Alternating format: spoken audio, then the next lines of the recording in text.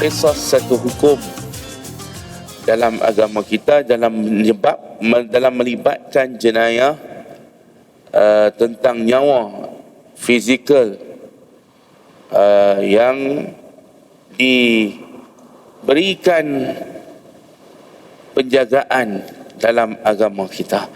Dalam maqasid asy-syar'iyyah, hifzun nafs dipanggil, memelihara nyawa, memelihara jiwa. Itu satu daripada tujuan syariat Allah turun kepada kita semua. Bismillahirrahmanirrahim. Assalamualaikum warahmatullahi wabarakatuh. Alhamdulillahi rabbil alamin. Wal 'aqibatu lil muttaqin wala 'udwana illa 'alal zalimin. Wassalatu wassalam 'alal mab'uts rahmatan lil alamin. Sayyidina wa habibina wa syafi'ina wa zukhrina wa maulana Muhammadin al-amin wa ala alihi wa sahbihi wa man da'a bida'watihi ila yaumiddin. Allahumma ja'alna minal ladzina yastami'una al-qawl fayattabi'una ahsanah. Allahumma iftah alaina futuhal 'arifin warzuqna fahman nabiyyin wa hifdzal mursalin wa ilhamal malaikatil muqarrabin bijahi sayyidina Muhammadin khatamin nabiyyin. Allahumma faqihna fid din wa 'allimna at-ta'wil wahdina siratakal mustaqim. Rabbi shrah li sadri wa yassir li amri wahlul 'uqdatam min lisani yafqahu qawli. Amma ba'd. Faya ibadallah ittaqullah faqad fazal muttaqun. Kaum muslimin, muslimat, mukminin, mukminat, shaimin wa shaimat, pertamanya kita merafakkan setinggi kesyukuran kepada Allah SWT dapat kita meneruskan hari baru kita pada hari ini, hari Minggu, hari Ahad, untuk kita meneruskan ibadah puasa kita dan kita dapat sempurnakan ibadah puasa, ibadah solat subuh berjamaah, dan kita dapat duduk dalam satu taman daripada taman syurga di dunia, itulah majlis ilmu. Mudah-mudahan Allah Subhanahu wa taala memberikan kita tambahan hidayah dan taufiknya, mengganjarkan kita dengan ganjaran pahala yang sebanyaknya, mengampunkan dosa-dosa kita, mengangkat derajat kita, mengangkat mudarat daripada menimpa kita, dan Allah Subhanahu wa taala memberikan kita keafiatan, keselamatan, kesihatan yang berterusan, yang sempurna untuk diri kita, agama kita, dunia kita dan akhirat kita insya-Allah.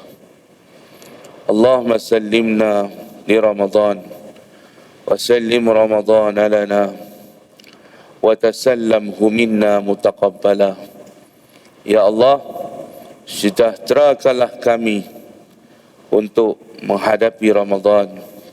Ya Allah, sejahterakanlah Ramadan untuk kami. Ya Allah, terimalah segala amalan kami di bulan Ramadan.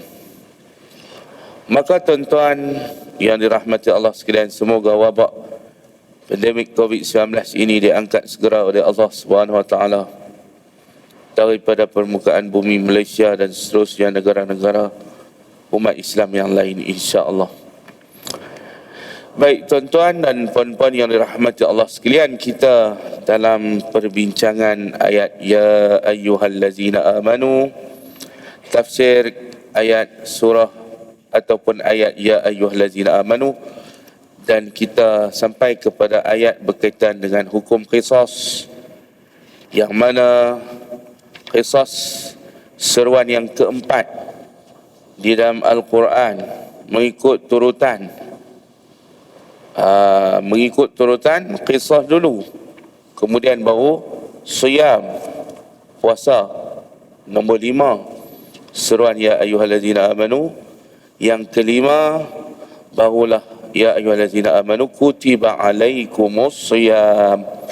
Sebelum dia nak sampai ya ayyuhallazina amanu kutiba alaikumus shiyam, dia mulai dengan ya ayyuhallazina amanu kutiba alaikumul qisasu fil qatla. Jadi qisas sebelum puasa. Qisas satu hukum dalam agama kita dalam melibatkan jenayah tentang nyawa fizikal yang diberikan penjagaan dalam agama kita. Dalam maqasid asy-syar'iyyah, hifzun nafs dipanggil, memelihara nyawa, memelihara jiwa. Itu satu daripada tujuan syariat Allah turun kepada kita semua. Jadi maqasid maknanya tujuan, maksud, objektif daripada syariat yang turun kepada kita.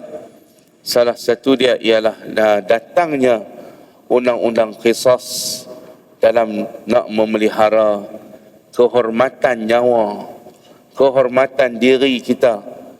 Batang tubuh kita ni tak boleh dicederakan, tak boleh dilukakan, tak boleh disentuh, ditumbuk dan sebagainya.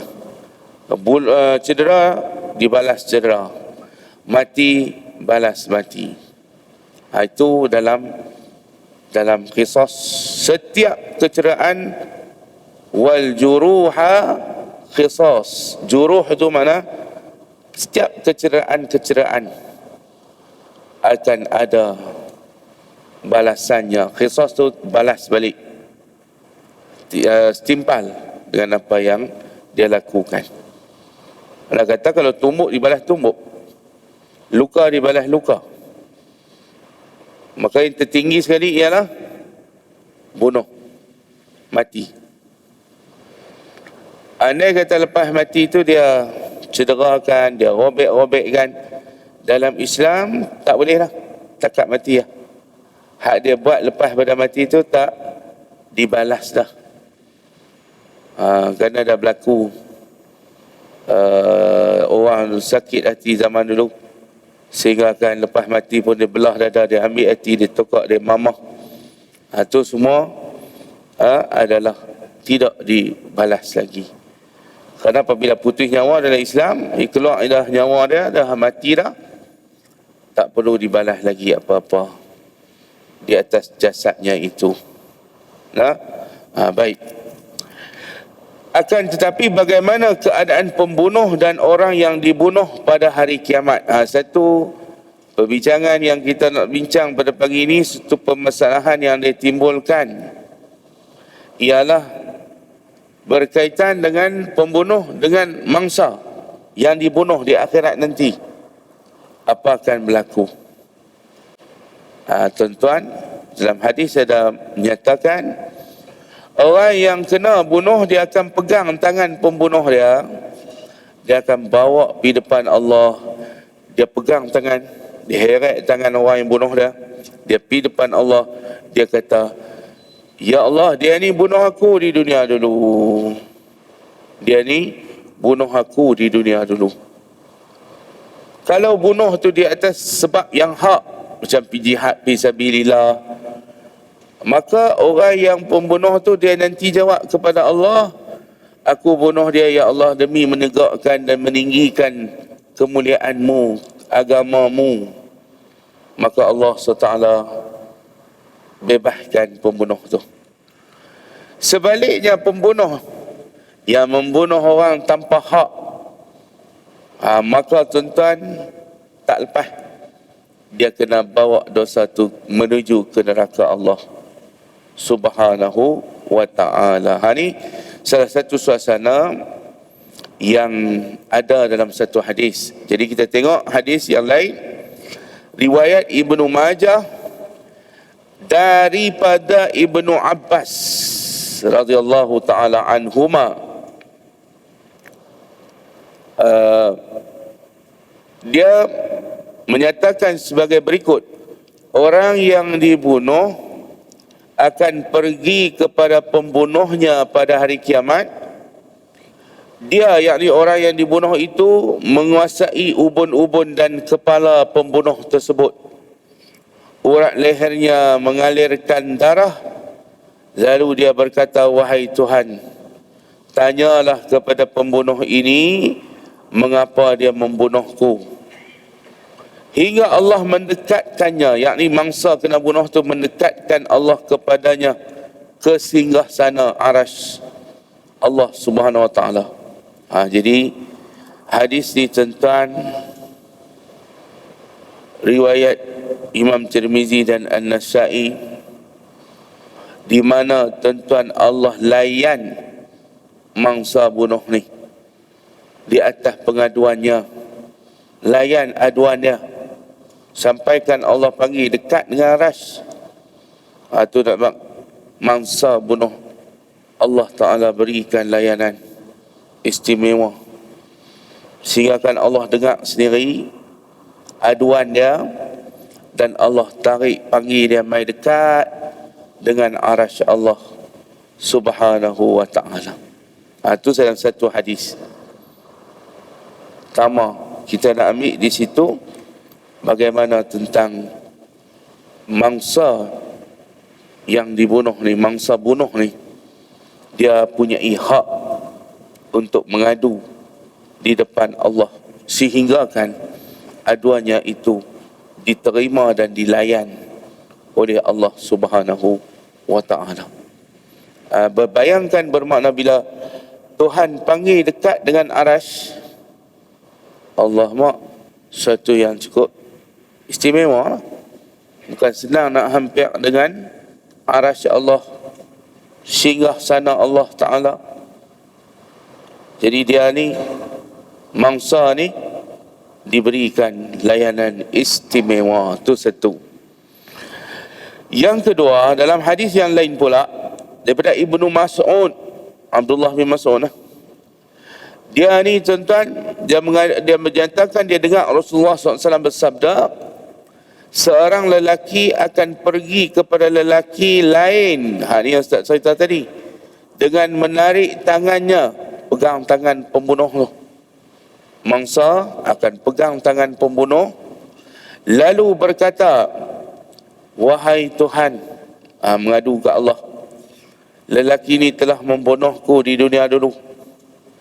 Maka Allah bertanya, mengapa engkau membunuhnya? Lelaki itu menjawab, supaya kemuliaan hanya milikmu. Kalau begitu Allah berfirman, kejayaan itu memang hanyalah milikku. Dan seorang lelaki lain pula, dua situasi. Maknanya yang pertama ni, dia membunuh demi kemuliaan Allah, demi menegakkan kalimah Allah yang tinggi dan mulia.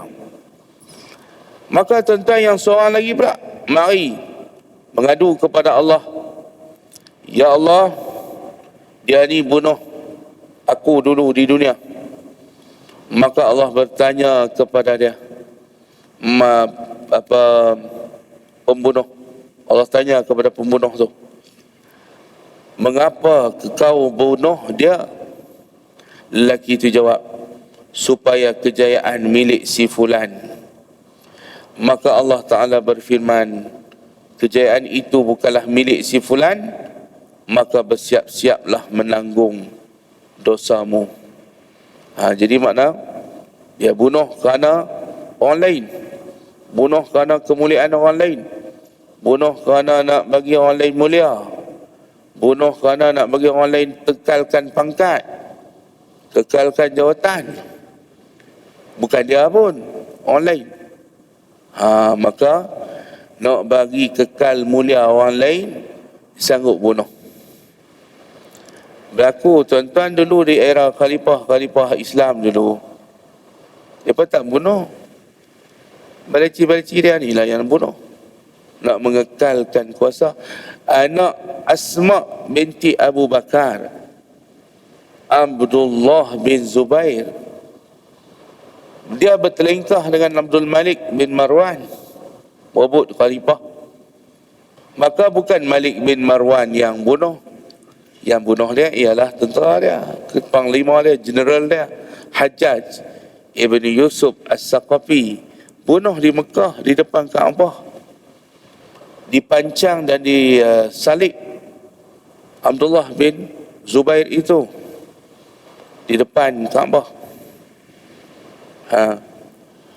Jadi hadis ni nak bagi tahu, kata ada orang sanggup bunuh orang lain demi untuk kemuliaan orang lain. Hak ni yang kata dalam istilah dipanggil cukup tak sadiq ya. Orang lain tuan-tuan rosak akhirat demi untuk dunia orang lain. Ni tuan-tuan, rosak akhirat dia demi untuk kesenangan dunia orang lain. Tu dia punya tahap jack tu tuan-tuan. Dia jack sungguh sampai sanggup akhirat dia rosak. Maka tuan-tuan yang dirahmati Allah ni yang kata ada orang yang sanggup bunuh orang lain demi kemuliaan orang lain, demi untuk survival orang lain, demi untuk mengekalkan pangkat jawatan orang lain, bukan dia, orang lain. Maka di situlah Allah kata hang siap siagalah untuk menanggung dosa-dosa. Itu dia. Termasuklah pembunuh upahan ke siapa ke, dia tak boleh terlepas. Dia kena bersiap menanggung. Hak cerita upah, hak cerita orang lain suruh apa semua tu, itu nombor 2. Hang dulu takkan tak ada akal langsung. Yang piduk bunuh pasal apa? Benda Tuhan tak bagi. Baik.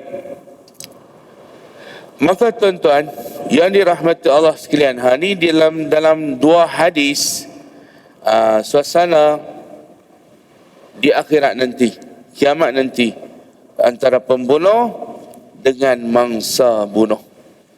Itulah yang akan berlaku. Janganlah engkau membunuh jiwa seorang mukmin secara zalim, kerana membunuh itu merupakan dosa besar setelah syirik, tuan-tuan. Nombor 2 lepas pada syirik ialah bunuh orang. Cukuplah larangan itu dengan ancaman neraka dan laknat abadi daripada Yang Maha Kuasa. Dalam ayat surah apa ingat tak? Allah Ta'ala bagi tahu di dalam ayat tersebut, orang yang bunuh orang mukmin secara sengaja ni, dia akan dilaknat oleh Allah. Surah An-Nisa ayat 93. Ada sebahagian ulama kata dosa bunuh ni tak terampun, terutama kalau bunuh orang beriman. Dia kekal dalam neraka. Sebab ada ayat dalil daripada surah An-Nisa ayat 93. Wa man yaqtul mu'minan muta'ammidan fajaza'uhu jahannam khalidan fiha. Tu perkataan khalidan fiha tu, kekal dia di dalamnya, dalam neraka. Orang yang bunuh orang beriman secara sengaja. Wa ghadiballahu alaih, bukan tekat dia kekal dalam neraka saja, Allah Ta'ala tambah lagi, dia dimurkai oleh Allah, dia dimarahi oleh Allah, dimurkai oleh Allah. Wa la'anahu, Allah Ta'ala melaknat dia. Wa a'adda lahu, disediakan untuknya azaban azima, azab yang sangat besar. Azim makna besar, azab yang sangat dahsyat, azab yang sangat agung, disediakan untuk orang yang bunuh orang mukmin secara sengaja. Tu ayat dia. Cuma ada perbahasan lain, ada dalam surah lain Allah kata boleh dia bertaubat, insaf, boleh diampunkan lagi. Syirik saja tak diampunkan. berdasarkan kepada surah Al-Furqan, Allah Ta'ala ada sebut sesiapa yang buat dosa membunuh kemudian dia bertaubat dengan taubat yang sebenar, wa amana, dan beriman, wa amila salihah, dan dia beramal soleh, fa ulaika yubaddilullahu sayyiatihim hasanat. Allah boleh tukar salah-salah dia, kesilapan dia, dosa-dosa dia menjadi pahala. Syarat dia taba wa amana wa amila salihah. Taubat, beriman, beramal soleh. Itu ada tuan-tuan. Di antara perhatian Islam terhadap kejahatan ini ialah dengan menetapkan hudud sebagai hukuman yang dapat mencegah tersebarnya dan bermaharajalelannya kejahatan bunuh ini. Maka hudud datang dengan qisas. Dalam hudud ada kesalahan qisas, atau mengambil balasan yang serupa. Qisas tu mana apa dia? Balas balik. Balasan yang serupa dengan jenayah yang dia lakukan. Pembunuhan dengan pembunuhan, sebagaimana yang terdapat dalam ayat yang kita baca tadi, yang bermaksud, hai orang-orang yang beriman, diwajibkan kamu menegakkan qisas berkenaan dengan orang-orang yang dibunuh, orang merdeka dengan orang merdeka, hamba dengan hamba, wanita dengan wanita. Maka sesiapa yang mendapat suatu kemaafan dari saudaranya, hendaklah dia memanfaatkan maaf itu mengikuti dengan cara yang baik, dan hendaklah yang diberi maaf, yakni pembunuh tu, membayar diat, bayar tebus ganti rugi kepada yang memberi maaf dengan cara yang baik juga. Dia kena bayar cara yang baik, dah dapat peluang untuk hidup. Bila dimaafkan oleh keluarga mangsa, bayar diat, dia kata, kami maaf kamu, kamu tak kena bunuh balas, tapi kamu kena membayar diat. Yang demikian itu adalah satu keringanan daripada Tuhan kamu dan suatu rahmat. Sesiapa yang melampaui batas selepas daripada itu, maka baginya siksa yang pedih. Jadi siapa yang tak mau follow melampau lagi, baik di pihak mangsa, baik di pihak yang pembunuh. Kadang mangsa dia tarik duit daripada dia sapu, lepas tu dia nak balas dendam pula. Dah tak boleh. Dah terima diat, jangan balas dendam lagi. Makna ligan dia pula, buru dia pula, nak bunuh dia. Duit dah ambil sebagai ganti rugi. Yang tu dipanggil siapa yang melampaui batas. Ataupun pelampauan batas itu berlaku di pihak pembunuh, dia tak bayar habis, dia tak bagi seperti yang dituntut oleh keluarga mangsa, maka dia dikira melampaui batas juga. Siapa yang melampaui batas setelah itu, kata Allah, dia akan berdepan dengan azab yang pedih.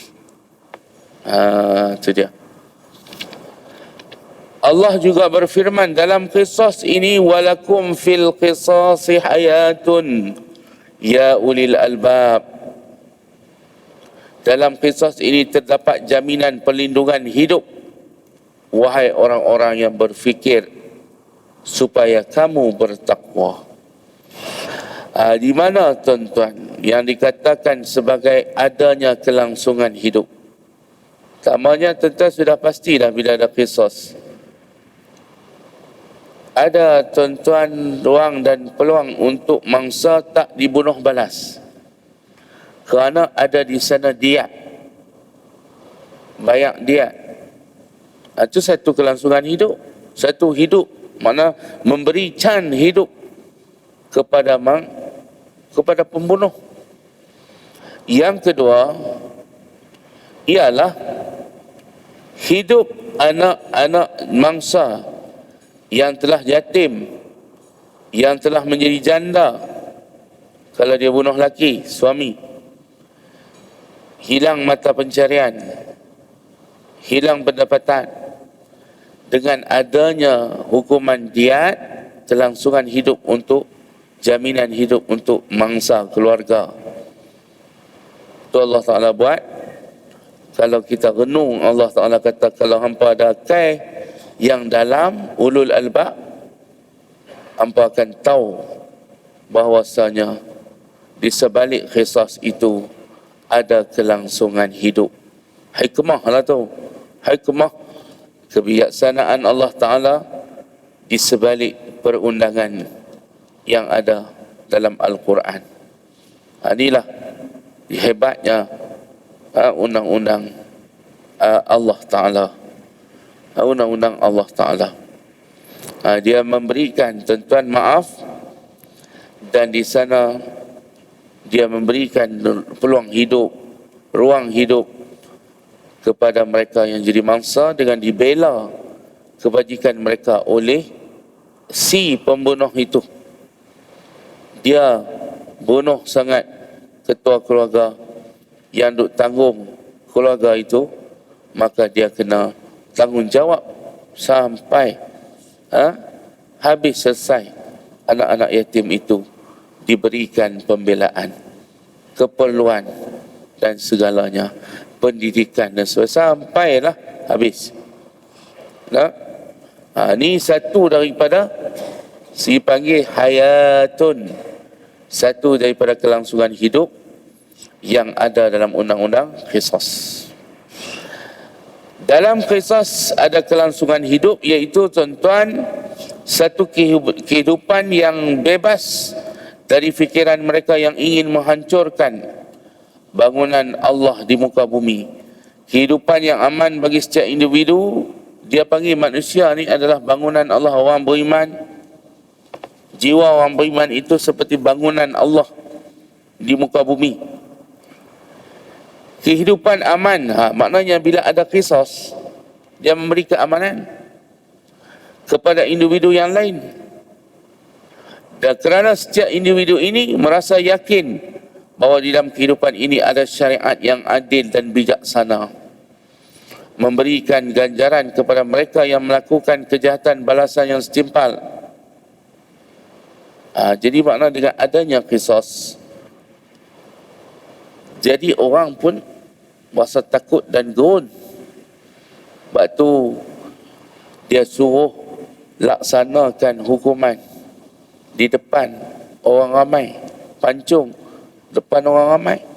Di Mekah ada masjid, di Jeddah tempat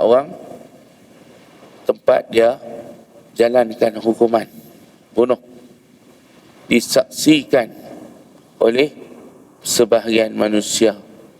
Allah suruh tengok untuk menggerunkan, untuk menakutkan, dan untuk memberikan satu jaminan hidup yang aman.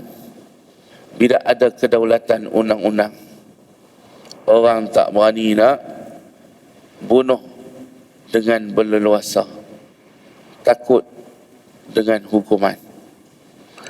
Allah Maha Bijaksana dalam mensyariatkan qisas ini. Tahukah apa sebabnya? Lihat seorang yang meninggal secara wajar, apakah reaksi keluarganya? Itu mangsa, keluarga mangsa. Mereka terkejut dan tergamam meskipun mereka sedar bahawa zat yang mencabut nyawa itu adalah juga zat yang telah mencipta dan memberikan kehidupan sebelumnya. Bagaimana pula reaksi keluarga mangsa seandainya sang mangsa meninggal kerana dibunuh oleh seseorang dengan cara yang zalim? Dapatkah anda bayangkan bagaimana reaksi keluarga dan para kerabat mangsa tersebut? Jangan bayang tengok keluarga mangsa bila dapati kaum keluarga mereka dibunuh dengan zalim, dengan kejam.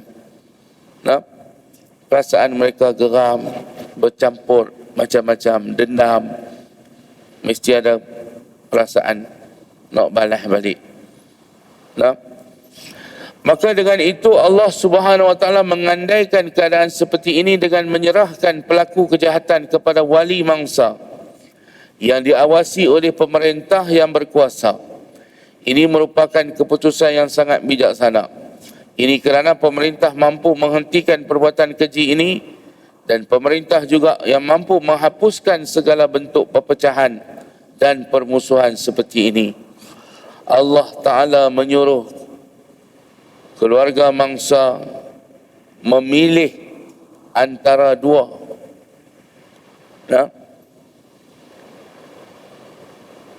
Tuan-tuan, rupanya dalam nak memberi maaf ini,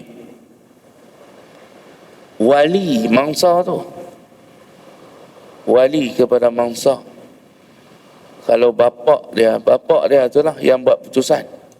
Kalau dia ada bapak dia tu, bukan bini dan anak-anak tu, itu balik kepada wali yang buat keputusan sama ada nak bunuh balas ataupun nak bayar diat. Wali.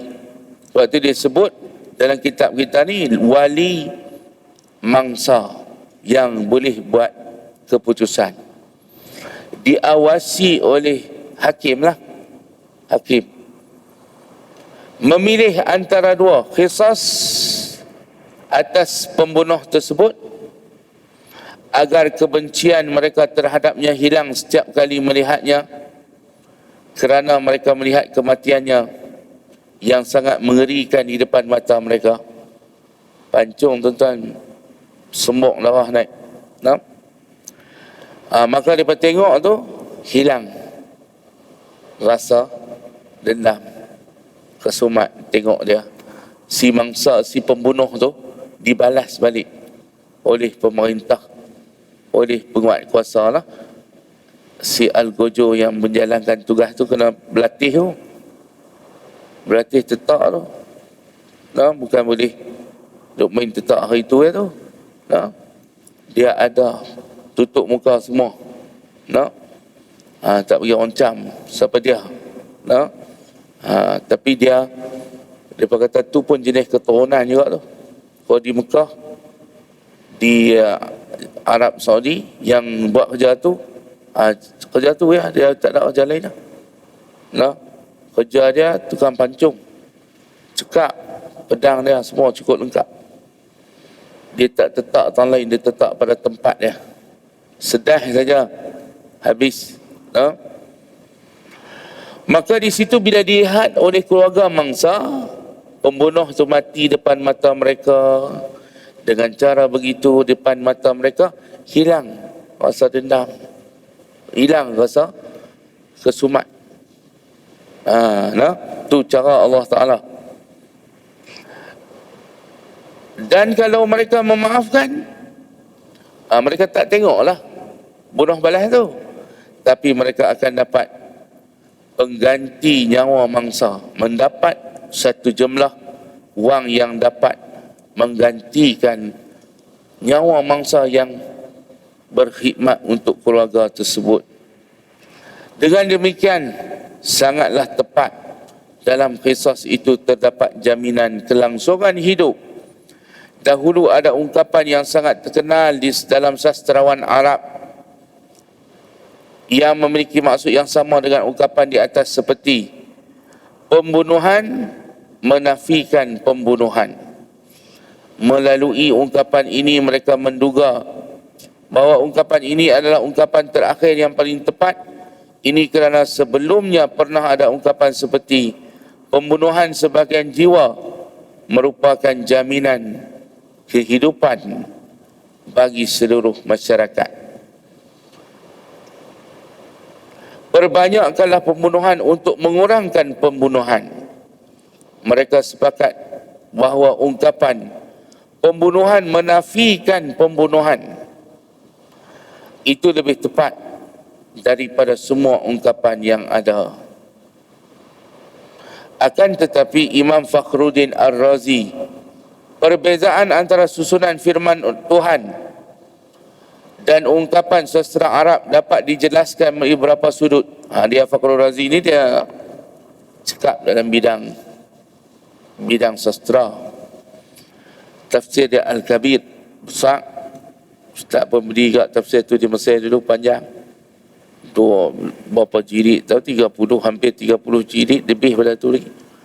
Panjang tafsir Al-Kabir besar. Li Imam Al-Fakhrul Razi, Imam Fakhruddin Ar-Razi. Perbezaan antara susunan firman Allah itu, yang pertama dia kata, susunan firman Tuhan yang berbunyi dalam Qisas terdapat jaminan kelangsungan hidup. Itu firman Allah adalah lebih ringkas daripada ungkapan pembunuhan menafikan pembunuhan. Tak berapa tepat dia kata. Hak Allah guna tu lagi betul. Bila Allah kata pada Qisas itu ada kelangsungan hidup, itu lagi tepat. Kerana dia kata hujah dia, jumlah hurufnya dalam bahasa Arab lebih sedikit, lagi tepatlah. Maknanya jumlah huruf menyatakan pada Qisas itu ada kelangsungan hidup. Walakum fil qisasi hayatun. Tiga tu ya. Walakum fil qisasi hayatun. Lagi canggih. Yang kedua, ungkapan pembunuhan menafikan pembunuhan secara lahiriahnya menggambarkan adanya satu penyebab hilangnya sesuatu itu sendiri, dan ini merupakan perkara yang mustahil. Dia tak berapa tepat sebab dia kata ada sesuatu menghilangkan sesuatu. Yang ketiga, dalam ungkapan mereka terhadap ulangan perkataan pembunuhan, dia kata tak berapa mantap sastra Arab, sebab ulang balik pembunuhan tu 2 kali. Pembunuhan menafikan pembunuhan. Jadi ulang 2 kali pembunuhan, dia kata tak berapa nak sonok. Patut Allah guna tu, dia tak ulang pembunuhan, dia tulang kehidupan, adanya kelangsungan hidup. Yang keempat, ungkapan mereka hanya merangkumi pencegahan pembunuhan saja, sedangkan acuan yang terdapat dalam ayat di atas lebih menyeluruh kerana merangkumi pembunuhan dan juga kecederaan. Sastra Arab hanya sebut pembunuhan, tapi Qisas itu termasuk cedera. Cedera apa kena balas.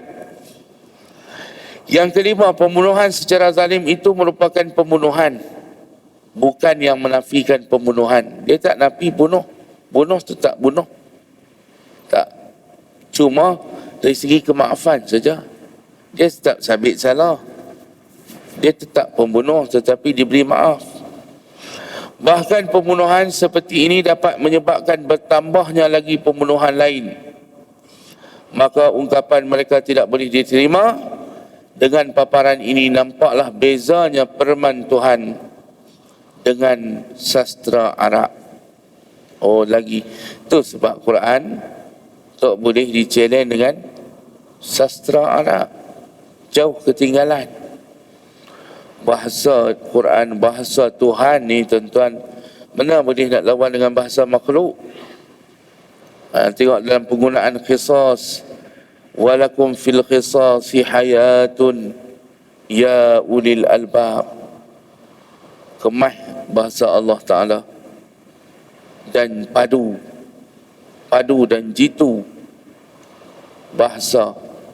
Tu dari segi bahasa tuan-tuan, orang yang dia peminat huraian dari segi bahasa, dia akan banding dengan sastra Arab. Itulah Imam Fakhrul Razi boleh buat keluar mai kat kita kelebihan bahasa yang Allah guna daripada sastrawan Arab. Hukum fiqh yang terdapat dalam seruan ini tuan-tuan ada beberapa. Yang pertama, siapakah yang berhak melaksanakan Qisas? Takkan kita sendiri ikut. Maka Imam Qurtubi kata ialah yang boleh menjalankan Qisas ini ialah pemerintah. Tidak boleh masyarakat individu. Maknanya mahkamah yang mempunyai autoriti untuk melaksanakan hukuman ini. Tak boleh kita sendiri pergi tangkap pembunuh tu, kita pergi pancung sendiri. Tak boleh. dia mesti dilaksanakan oleh pemerintah, ulil amri, ataupun pihak yang dilantik oleh pemerintah, badan undang-undang lah, pihak undang-undang, kehakiman. Mereka itulah yang boleh menjalankan undang-undang. Sebab itu kena ada mahkamah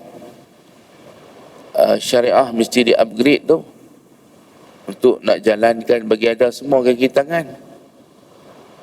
Kena ada siapkan semua tukang-tukang yang nak jalankan kerja. Tidak nak buat ke mana. Yang kedua, bagaimana cara membunuh penjahat dalam melaksanakan qisas. Tu cara nak bunuh tu macam mana? Gantung ke, bubuh ikaran ke, tembak ke, macam Cina, tembak kepala, no? Cina dia buat dengan rasuah cukup mah, tembak kepala habis, no? Para ulama berselisih pendapat mengenai tata cara membunuh. Mazhab Malik, mazhab Imam Syafi'i mengambil daripada riwayat Imam Ahmad. Qisas ini dilakukan sesuai dengan sifat terbunuhnya mangsa. Tengok mangsa kena bunuh lagu mana.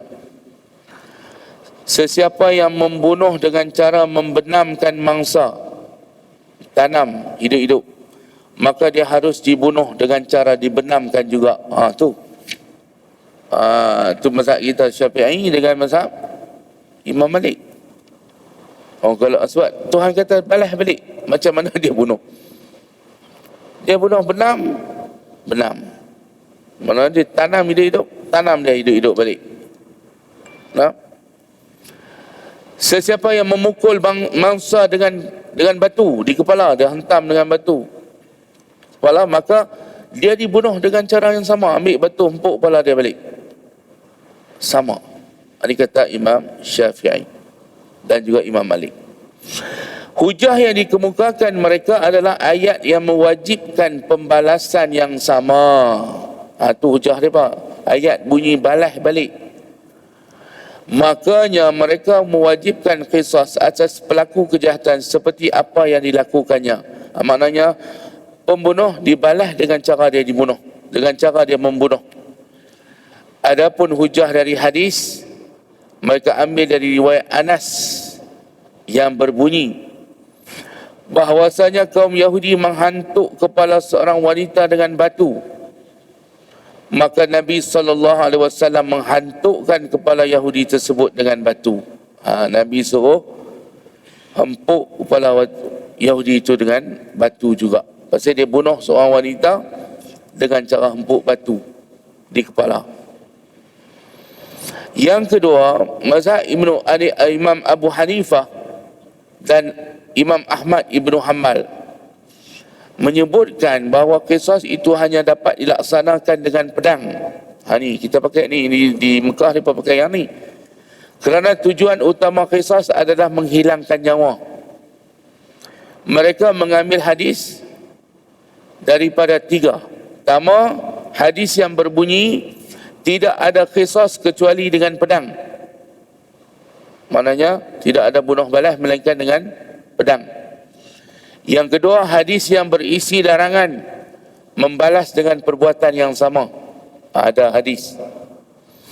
Yang ketiga, hadis yang berbunyi jika kamu membunuh, maka bunuhlah dengan cara yang terbaik. Ihsan dia panggil. Dan jika kamu menyembelih, maka sembelihlah dengan cara yang terbaik. Mazhab yang kedua ini menekankan sebenarnya hadis Anas yang dijadikan hujah Imam Malik dan Imam Syafi'i itu telah dihapus, dimansuhkan oleh hadis yang mengandungi larangan membalas dengan perbuatan yang sama. Ada hadis yang melarang membalas dengan perbuatan yang sama. Mereka juga berkata membunuh dengan selain pedang seperti membakar, membenamkan, menghantuk dengan batu, mengurung sehingga mati, boleh menjadi melebihi pembalasan yang sama, bahkan boleh menjadi melampaui batas. Padahal Allah Ta'ala menyatakan, ya ayyuhallazina amanu la yabluwannakumul ladzi bi syai'in minas saydi tanaluhu aydikum wa rimahukum liya'lamallahu man yaqafu bil ghaib faman i'tada ba'da zalika falahu azabun alim.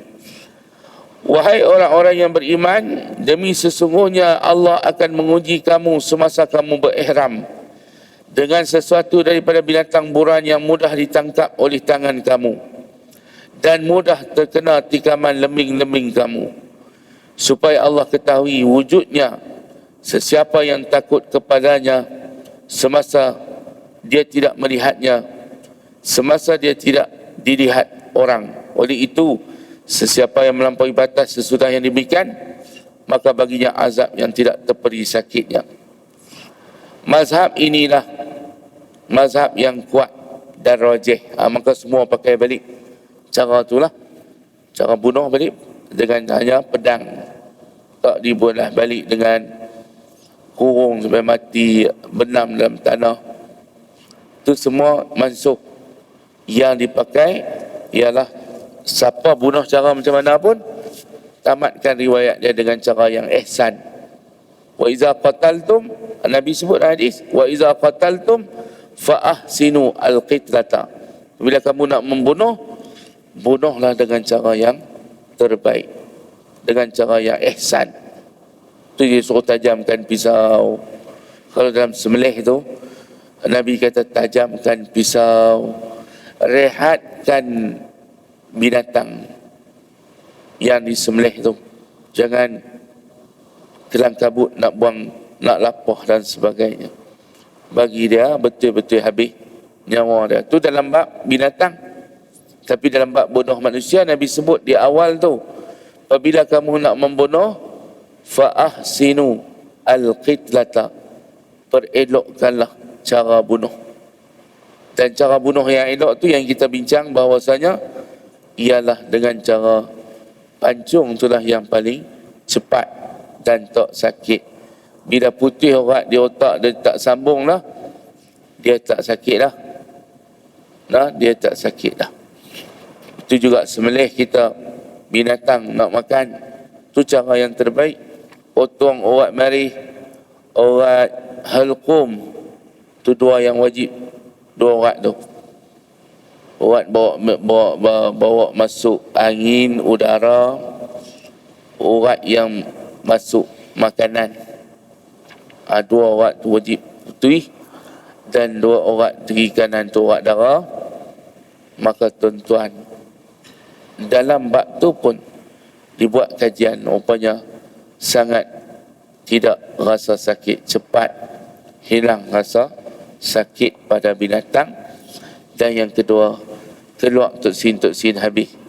Binatang yang kita makan tu keluar darah-darah dia, yang tak elok. Sebab jantung masih pam, tapi sakit dah dah. Sebab dia potong urat otak dah tak sambung dengan otak dah. Tapi jantung duk pam, keluar habis segala toksin dan toksin. Baik, tuan-tuan yang dirahmati Allah sekalian, itu nanti kita sambung lagi tuan-tuan bab qisas ni sikit lagi, insya-Allah pada pertemuan kita akan datang, insya-Allah. Jadi itulah sikit sebanyak yang boleh kita dapat daripada permuzakarah kita pada pagi ini. Sekadar itu. Wassalamualaikum warahmatullahi wabarakatuh.